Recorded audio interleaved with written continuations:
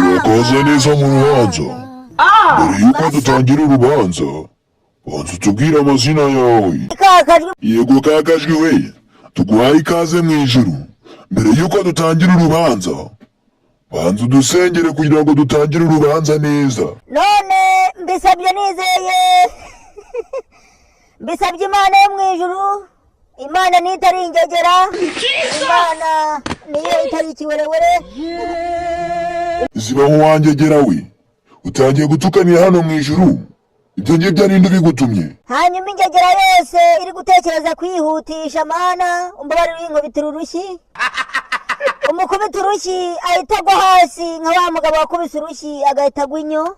Kakajwi wangegera we, ibyawe ushinjwa harimo gutukana no gutukana uri kwandagaza abantu. Ahangaha mu ijuru wageze mu rubanza, nugomeza gutukana no gusesereza urugwena abantu ba nyina, turaza kugutumbuza amagoma uri. Umuhe nyina umuhambire. Hanyuma uri kundeba ugeze amasaha ari kunyuva. Tugiye kubara 10 hanyuma mbiyereke. Ziba, nubundi ho waburana utaburana. Warangije gukatirwa urwo gupfa. Mukanya tugiye kugushira mu muriro gutazima. Tangira uririmba indirimbo yo gusezera ahangaha ku isi. Wagiye kugushira mu muriro gutazima. Mana nkuko wafashaga basogokuruza ngari nako zadufashiriza ingegera yacu pundati. Ziba, ariko ibintu byawe byose ni ugutukana. Kandi Kakajwi, ako gasura kawe kameze nk'akanihuja. Nugumya gusakuza utukanira hano mu ijuru, ndaje nkakubitemo kinubi. Ahubwo ririmba indirimbo usezera hano ku isi, kuko twarangije kugukatira, tugiye kugushira mu muriro gutazima. Ngo abandi bana bafite nyashi ndarahiye, naho navuze yirirwa yanitse akabaho kwibarabara.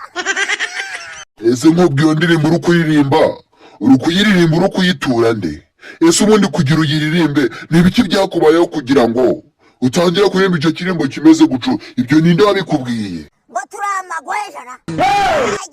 Ziba, ese ninde wavuze ngo muramagwesha? Aso wabivuze we nabanza yire. Akabuno ntako. Uboko nuduhirimbiri. Ubukuru nububaho. Nawe gabanya umunwa wangegera we, ko turi kukubaza umuntu wabise amagwesha n'umuvuge, ukagomeza ugatukanira hano mu ijuru wirengagije ko waje mu rubanza. Kandi twakubwiye ko uko wakisobanura kose ntabwo watsinda urubanza n'umwe twarangije kugukatira, turagushira mu muriro gutazimo. Aiga data ase mama wadututse nguhereye.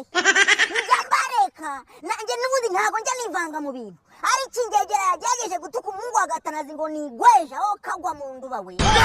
Umusaya mu byatsi we bitabirimo injejeje. Wangegera we uratwita amagweja uratubyaye. Ceceko wakagagiwe. Ibyo bintu uri kwirwa urasakuza aho ngaho ngo turi amagwesha, ibyo bigambo ubundi niri kubikubwiye wangegera we. Ziba sha. Washaka ngo muhungu ngo wa perezida wamukulaye. Wamukulaye wangegera we. Aiga data ase abantu barifuza n'imbwebwe zikifuza mama. Jesus! N'umuhungu w'umukarani ukabuzamubona muherimbe. Ututse abantu uragira bweshe ng'abasore bose bo mu Rwanda bose n'umuhungu agatanazi ngo turamagwesha. Ejuke muri Nyabarongo muhirimbiri. Nazanye isupa n'ubundi nuko mbaye kure mba ngukubise isupa nako gatafari kawe katariho kagasubirayo.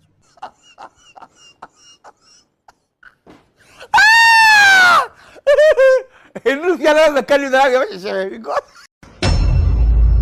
Uko mubizi ngiye gukora agatsima amadegede mama yemwe. Umwoko guri he ndataha Ngiye gukora umutsima amadegede naguteye uhuru umwoko yemwe. Isumana ndashango Kakajwi ngo ntago nkoraga umutsima sha kagasaza k'umutsima ko ngukoraga ko mbizi neza. Ngomana ngukorera agatsima nka sogokuruza iyere ngukorera agatsima nje nitwa Rwaruhungu iyererere ngiye gukora agatsima kanje iyerere kagasazawe ngo ndakasa mutwe yemwe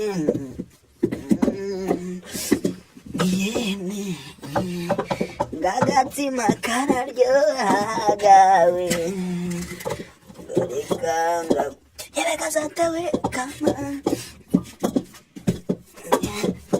ngagatsima kararyohaga nanjye turame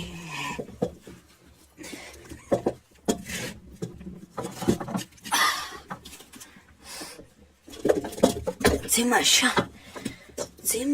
kararyohagawe ngo kararyohagasha